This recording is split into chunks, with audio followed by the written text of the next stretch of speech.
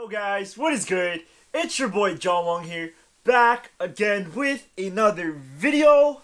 And today, we're going to be going over the worst sneakers of 2022.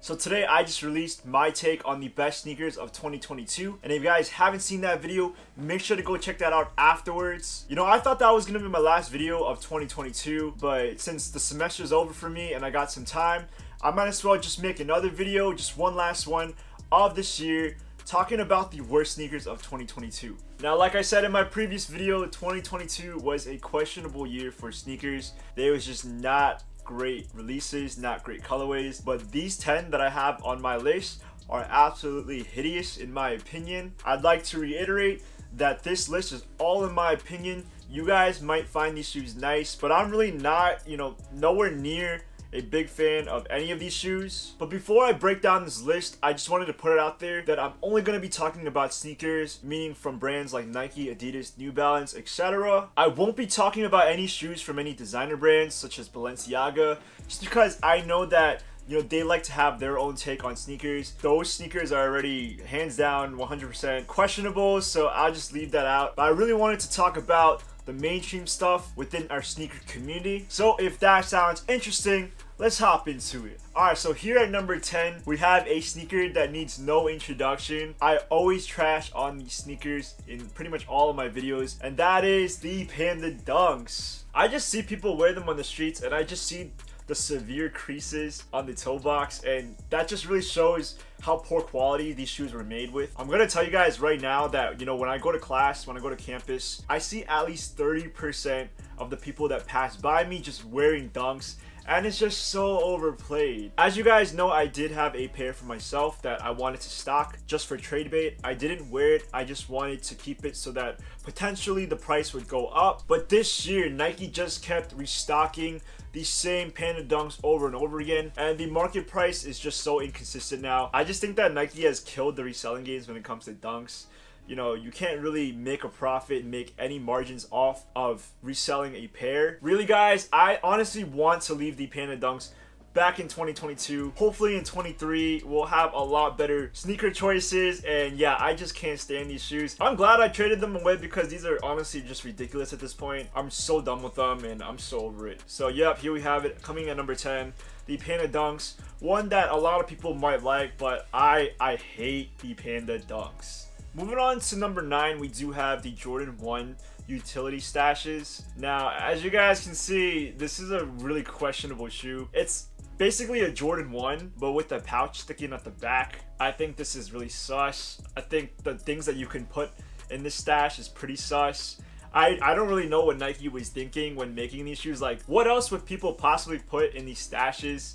You really can't fit anything in there except, I think you all know what I mean. I honestly think this is just a ridiculous modification of the shoe. It really is nothing special, and it's kind of a waste of quality and materials made. And I've never seen the shoe in person, but I honestly feel like having that little pouch in the back would really weigh down your feet. I think the whole point of wearing shoes is that you want it to be comfortable, that you want it to feel light, and I just feel like, why would you want something sticking out of the back of your shoe? It's so useless, it's so pointless, and it's really ugly. So yeah, for that reason, at number 9, I think the utility stashes are disgusting, and don't buy them, guys. This is really weird. Which brings us to number 8, which is another Jordan 1 that's pretty ugly in my opinion, and that is the Jordan 1 Rebellionaires. Now, I can give you 3 reasons as to why I don't like this shoe. The first reason is that, just that graffiti written all over the shoe is just poorly made in my opinion. I feel like it just looks tacky, it doesn't look natural. Number 2, the X's drawn on the back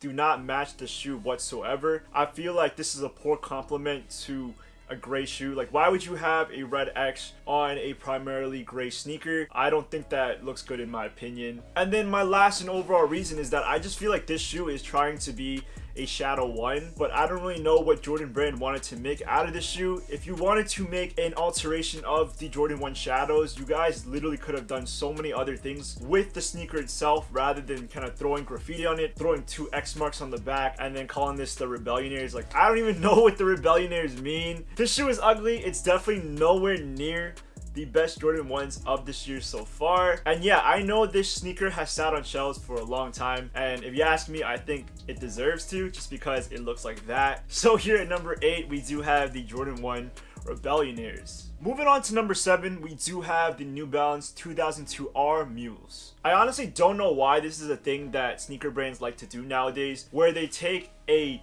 fire classic sneaker and then they decide to just like take the heel off of it and then make it like a slip-on kind of sneaker. I know Adidas has done that with their superstars, and it just looks disgusting. Like, why would you do this to a perfectly executed sneaker? If people wanted a shoe to slip on, you know, something that's really easy to put on, just buy a pair of Crocs, just buy a pair of slides. I don't know why you have to do this to a New Balance 2002R. I just feel like they literally cut the shoe in half, and they're probably selling them like for like $20 more than the shoe is actually going for. I honestly don't even know what retail price is, but I definitely know it's not worth it. Yeah, unless you're like really big into New Balance and you like to try out all their sneakers, I don't know anyone who would want to buy this shoe, just because like it doesn't make sense. You know, New Balance is supposed to be comfort and running and quality, and this itself just speaks trash to me. So here we have it at number 7, the New Balance 2002R Mules. Ugh.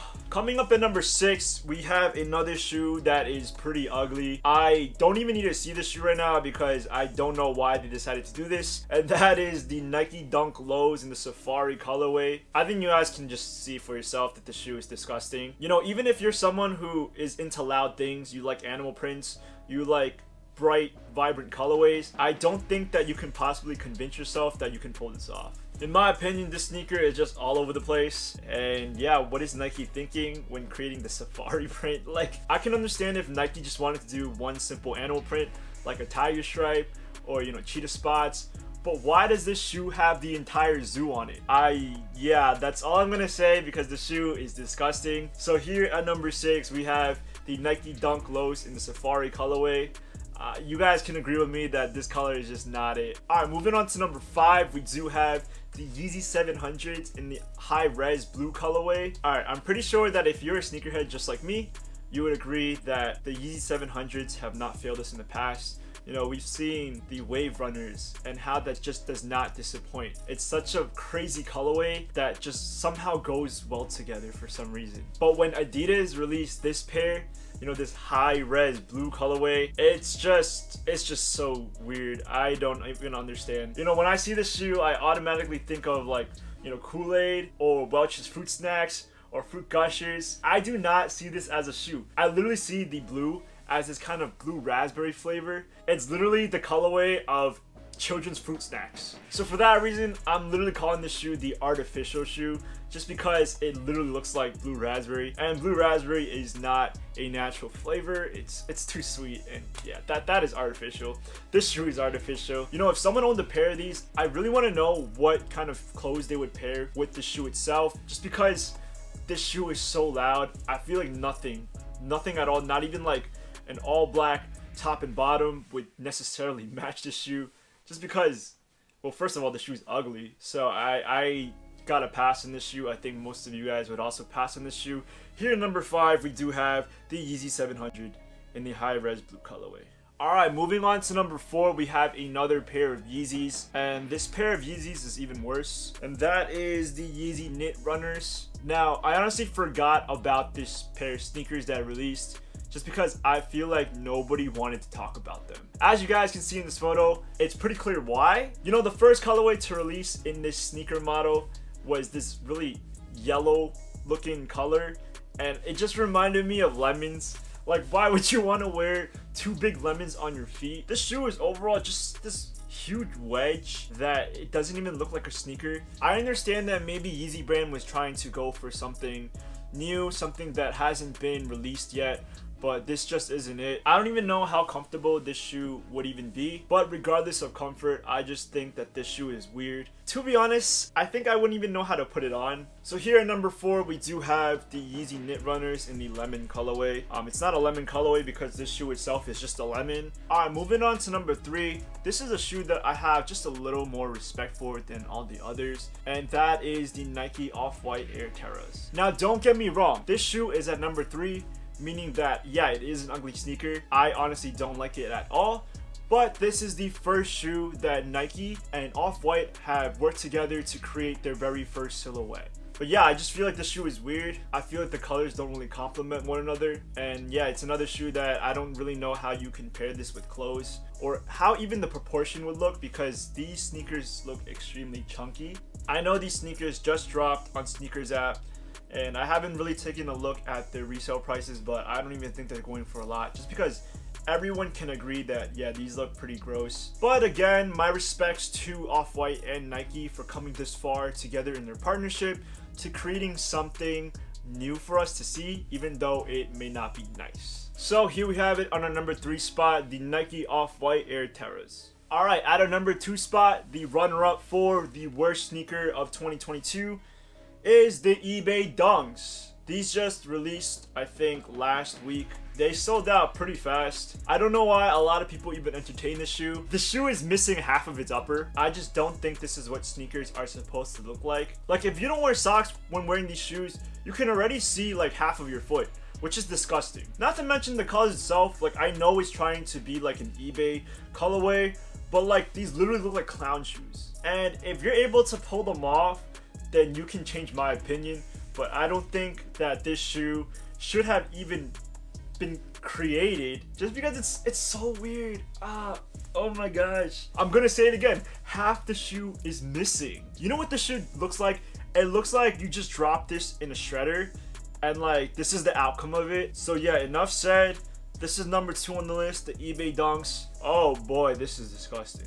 And finally, at number 1 on this list, which took forever to get to, are the Cactus Plant Flea Market Dunks in the Grinch colorway. I'll agree with Kai Somar and other YouTubers that I don't even think that the shoe deserves to be called the Grinch, just because of the Kobe 6 Grinches and the greatness that shoe has to the overall sneaker community. And then here you have this thing. As you guys can see, this pair of Dunks, in which some people don't even consider a dunk because it just does not look like one. You have this green fur all over the shoe, and then on the midsole you have this dirt pattern colorway, which is absolutely disgusting. It literally just looks like you walk through poop, literally. Like, that's what it looks like. Why would you want to wear this shoe in public? Like, do you want to look like the Grinch? Because the Grinch is an ugly guy. The only time that I can see people actually wearing this shoe is during Halloween. And why would you want to buy a pair of sneakers that you're only gonna wear once a year? Do you think that people are gonna like you or have a good first impression of you if they see that you're wearing a sneaker like this? Like, don't get me wrong, it's definitely a conversation starter, but people are gonna think that you're weird. They're not gonna think that, wow, this guy is cool. And then imagine if the day that you're wearing it, you know, there's like heavy rainfall, and then these shoes are just soaking wet. Imagine how uncomfortable and how smelly your shoes will be afterwards. And honestly, I'm even more confused that these shoes are going for a good amount on StockX right now for resale price. Like, why would anyone pay this much? How does this shoe have any profit? But overall, I think that this concept is just stupid. It's so stupid. I'm gonna be honest. But yeah, if you decide that, you know, you want to be the Grinch during Christmas time, I guess to each their own. You do you. I'm honestly not a huge fan of this shoe. Here at number 1, we do have the Cactus Plant Flea Market Dunks in the Grinch colorway. Alright guys, there we have it. These are the top 10 worst sneaker releases of 2022. This was an absolutely disgusting list, but it was fun. I'm happy I did it because I get to talk to you guys about my personal opinion on sneakers. But if there's any shoes that on this list that you kind of disagree with me, or if there are any shoes that I might have forgotten on this list, make sure to leave a comment down below. I really want to hear from you guys, so I'm not just saying comment for the hell of commenting, but just leave a comment. And if you guys like this video, make sure to leave that big thumbs up. And if you want to hear more from me guys, smash the subscribe button. I think this will be my official last video of 2022. And it was so much fun just making videos for you guys. I hope to be more consistent throughout the year of 2023. With that being said, these are the top 10 worst sneakers of 2022. And I'll see you guys in the next year. Peace.